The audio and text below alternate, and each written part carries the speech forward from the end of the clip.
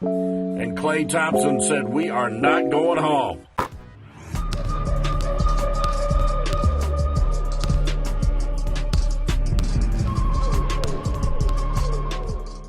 RTG gang, it's your boy, Prince AG, and today we're going to be talking about Game 6 of the Rockets versus the Golden State Warriors. Honestly, are we really surprised that they ended up taking the big fat L real quick? Fortnite dance going on, because they had no CP3. CP3 with the hamstring thing going on. He wasn't able to play this game. He was dressed up in full gear and everything, but was not able to play. Obviously, I'm hoping he's going to be able to play for Game 7. But a notification literally like 3 minutes ago popped up on my phone saying he's less likely that he'll be in Game 7. Which, honestly, if he's not playing Game 7, chalk it up. It's over. We're going to have another Warriors versus whoever in the finals. Honestly, I think it's going to be Cleveland. But it's going to be another Warriors versus Cleveland or Warriors versus Celtics. And it's kind of annoying because these constant injuries that plague CP3's career in the playoffs are so annoying, because he's always there. It's like that one meme with the guy with the fishing hook. He's like, "Oh, you almost had it. You almost had it." He's right there, and the injury just screwed him up. And the thing is, everyone thinks, "Oh, CP3 is not that good of a player. Oh, I'd rather have this player on my team and this player on my team." But you have to remember, this man is a floor general. He runs it all. Everything usually flows with him or Harden. But you gotta remember, that they've been playing together, they're used to that factor. If you take one thing out, they're not going to be the same. Their whole system's going to have to change. They're not going to be able to change it in one game. It's not feasible, honestly. So let's just start off. So the game started, right? And the Rockets are doing their thing, and they're coming out the gate hot. First quarter, 8 of 12 from three-point land. I got people on Snapchat and stuff blowing up like this is really happening. Like they're really about to close out the Warriors. And we all spoke too soon. It's not over till the fat lady sings, as they say. And what happened was, going into the half, they're up by 10. But when that third quarter started, oh my gosh, bro, it was horrible. 13-0 run by the Warriors. Like, Klay Thompson heated up out of nowhere. Kevin Durant had a block. Draymond had 5 blocks this game. To think that one quarter or like one half can turn around the whole entire thing is just crazy, because I talk to my buddies all the time about the Warriors play style, and I always feel like the first half they're just lackadaisical cruising, and then once the second half comes on, Steve Kerr goes in the back, he's like, "Yo, bleep bleep bleep beep bleep, you better kick your bleep bleep in action and do something good."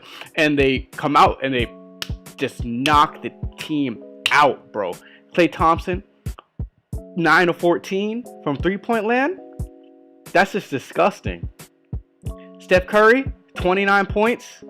Kevin Durant, 23 points. Not on very hot shooting, but 35% when you got Steph Curry and Klay Thompson going off is crazy. And if y'all remember, last year, when they were down, 2 years ago, when they were down to OKC in that Game 6 situation, who showed up? Klay Thompson. Klay Thompson dropped big buckets, does it again. This man, he prospers in these situations where his back's against the wall and he's doing good, and that's what shows who's a good player and who's not. Whoever steps up in big time, and that's what people have to understand when they're deciding who's a good player and who's not.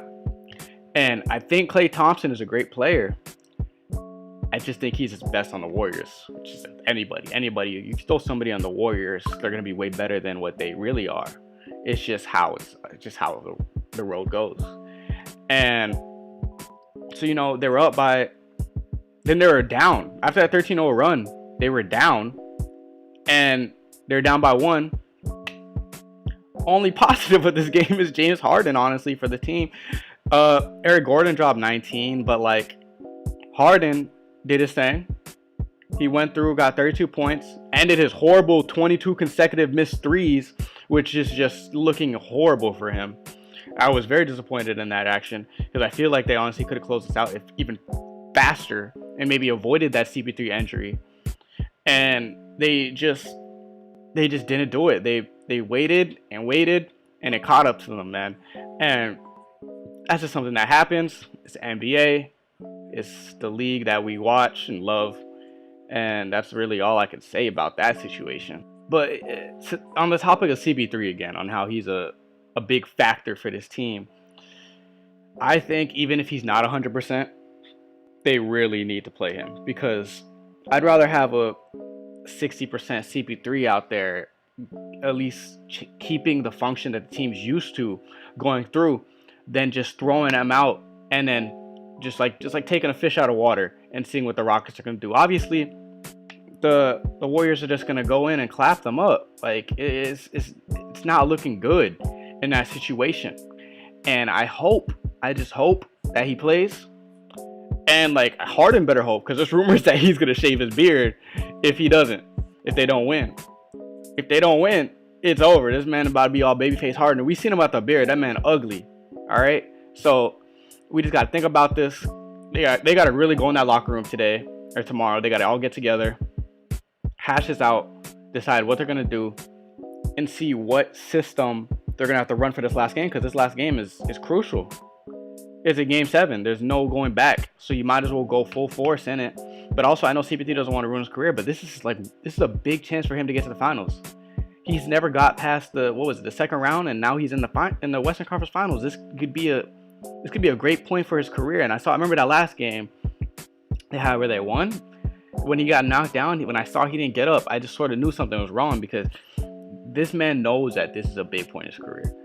He's not in his prime. Like, he's probably leaving his prime now, and if he doesn't step up and do something good, he knows that their chances are they're squashed, they're gone. And I feel like he knows this, and I'm hoping that they stay woke, and I'm hoping they're there. I'm hoping they have their head in the game and ready. Now on the Warriors side, the Warriors are out here. They did their thing, man. I'm not gonna lie, bro. Like, coming back from that deficit, man. Coming down for 17 and then beating them by 30, bro. Y'all can do the math, because I'm stuck in math. Y'all can do the math. It's crazy how they did that. Just with their backs against the wall, they always prosper in these situations, except when the 3-1 lead thing happened. No joke. All jokes aside, I do think that they honestly are going to blow them out. Next game, I see them winning by 15. I don't see them losing.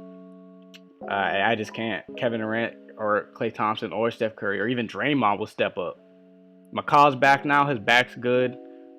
No pun intended. It's just not ideal situation for the Rockets right now. I know they're going to be at home, which is really good. At home, the atmosphere changes the way people play. And I just don't see it benefiting them, though. I still think the Warriors are just going to go in there.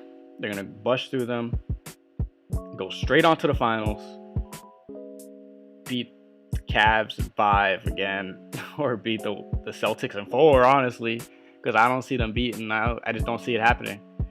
And that's really all I got today. Like, this game was pretty self-explanatory. It's the Warriors. You can't really do much with them. They're the pinnacle of success, the best team ever, honestly. Whoever doesn't say that is just lying to themselves and being a 90s fanboy.